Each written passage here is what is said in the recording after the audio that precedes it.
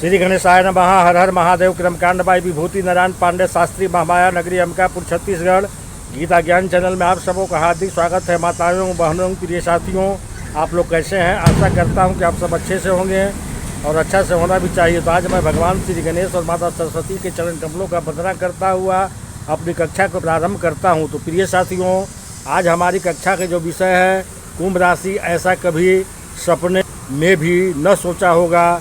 तो प्रिय दर्शकों, आप सबों को अपने ही चैनल गीता ज्ञान में मैं हार्दिक अभिनंदन करता हूं। साथियों, आज के वीडियो में हम बात करेंगे एक ऐसे ग्रह की जो मोक्ष का कारक भी है और मृत्यु का कारक भी। वह ग्रह है केतु। राहु के बारे में लोगों को बहुत कुछ पता होता है, लेकिन केतु के बारे में बिल्कुल भी नहीं जानते। उनके जीवन में शुभ और अशुभ घटनाओं का कारक केतु ही होता है और वो केतु का उपाय न करके किसी और ग्रह का उपाय करते रहते हैं, जिससे उन्हें कोई राहत नहीं मिल पाती। केतु एक अत्यंत रहस्यमयी ग्रह है, छाया ग्रह है और केतु का सिर नहीं है। केतु है धर्म की ध्वजा। केतु झंडा गाड़ देता है। केतु किसी ग्रह के साथ जुड़ जाएंगे, उस ग्रह के 5 गुना तक बढ़ा देता है। उस कार्य से संबंधित क्षेत्रों में आप झंडा गाड़ देंगे। यही है केतु का प्रभाव। लेकिन अगर यही केतु अशुभ फल देने लगे तो आप समझ ही नहीं पाएंगे कि आपके साथ जो घटनाएं हो रही है उसका कारण क्या है। बीमारी ऐसा देगा, उसका डॉक्टर डायग्नोज नहीं कर पाएंगे। भाई बहन, प्रियजनों, माता पिता तथा बच्चों के साथ मतभेद होगा तो आप समझ नहीं पाएंगे कि मतभेद किस वजह से है। केतु के पास सिर नहीं है, इसलिए जिस ग्रह के साथ बैठता है उस जैसा ही व्यवहार करता है।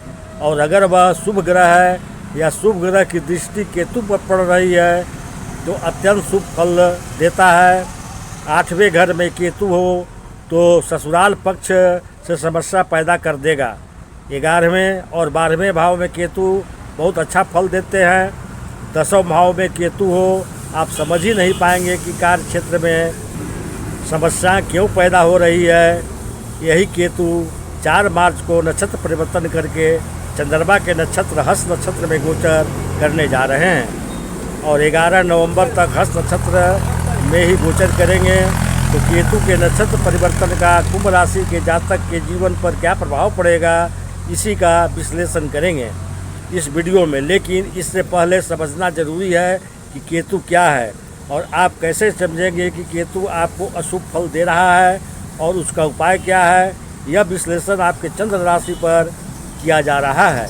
अगर आपको चंद्र राशि नहीं मालूम है तो लग्न या नाम राशि के अनुसार भी आप इसे देख सकते हैं। केतु एक ऐसा ग्रह है जो आपके कुंडली में शुभ स्थिति में है तो आपको बुलंदियों पर पहुंचाने की क्षमता रखता है। राहु के विपरीत फल देने वाले केतु को ज्योतिष शास्त्र में अत्यंत शुभ ग्रह माना गया है।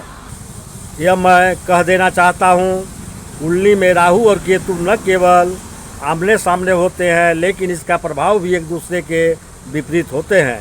केतु का अर्थ है ऊंचाई। केतु अगर कुंडली में शुभ है तो व्यक्ति के ऊंचाई तक पहुंचा देते हैं। केतु को मोक्ष का कारक माना गया है। इसके अलावा केतु को आकस्मिक घटनाओं का कारक भी माना गया है। हालांकि केतु त्याग के भी कारक होते हैं।